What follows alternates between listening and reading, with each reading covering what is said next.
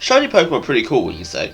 The ultimate form of bragging rights in Pokemon being these alternate colour forms for every species of Pokemon, having an insane encounter rate of 1 in 8,192, at least in Generations 2 to 5. From Generation 6 onwards, the encounter rate for Shiny Pokemon was changed to 1 in 4,096, and despite the encounter rate being halved? Well, I guess the chances have been doubled, but the actual number has been halved. Whatever. Despite Shiny Pokemon being much easier to find nowadays, especially with all the sorts of grinding methods, in my opinion, their overall value hasn't been altered at all. They're still a really cool thing to have to your name. I mean, even if the only Shiny Pokemon you've ever owned has been the iconic Shiny Gyarados in Gold and Silver and Heart Gold Soul Silver, that's kind of forced on you. You have to admit it was a cool little thing to actually have happen in the Pokemon game, especially with how much mystique there is to them. Personally, I've had a number of Shiny Pokemon throughout the years. The first one I remember finding was a Shiny Scraggy in Pokemon Black way back in 2011, and the most recent was a Shiny Gligar in Pokemon Heart Gold back in 2018, both of which were entirely unintentional, mind you. There were others between then, of course. I didn't go 7 years between finding 2 Shinies, but I guess I am currently going half a decade without having found another one, so I'm pretty overdue.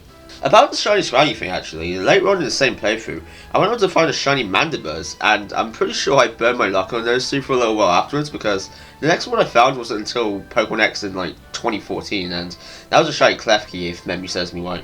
Of course, Shiny Pokemon haven't just appeared in the games, however, they've also appeared in other forms of Pokemon media, like the trading card game and the anime, the first notable instance being Ash's Shiny Noctowl, first appearing in the Johto Journey series Foul Play, as a way to introduce Shiny Pokemon to a larger audience. Fun fact about Shiny Pokemon, by the way, they were first referred to as Shiny in the anime's 651st episode, Working on a Right Move, which is the 185th episode of Pokemon in the series Diamond and Pearl, around December 2010 for Western audiences. Before that, Shiny Pokemon were known by different names, originally being called Rare in Pokemon Gold and Silver's debug menu, Color Pokemon in Pokemon Stadium 2, Alt Color in Generation 3's Easy Chat system, and / or Shining Pokemon in the trading card game.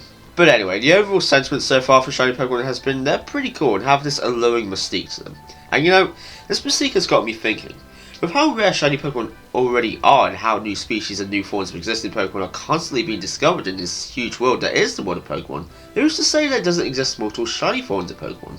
I mean, think about it for a second. I've already mentioned how rare Shiny Pokemon are to begin with a bunch of times, with very few, if anyone, that has seen / caught every one of them. So isn't it reasonable to believe that even rarer variations exist? Considering how full of wonderment and rife with exploration the world of Pokemon is, I think it's reasonable. Let's have fun with this one for a moment. So, let's take a Pokemon like Garchomp for example. Garchomp is a badass Pokemon and one that still terrifies lovers of Generation 4. Now, despite this, it has a pretty underwhelming shiny form. I mean, I'm glad you probably couldn't tell it was shiny if I didn't set this conversation up.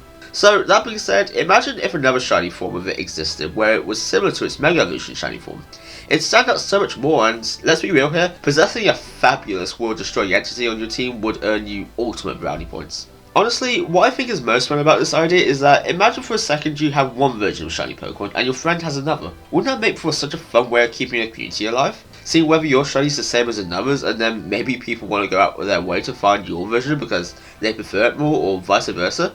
I do anyway. It kind of be like a competitive treasure hunt, and that's fun as hell.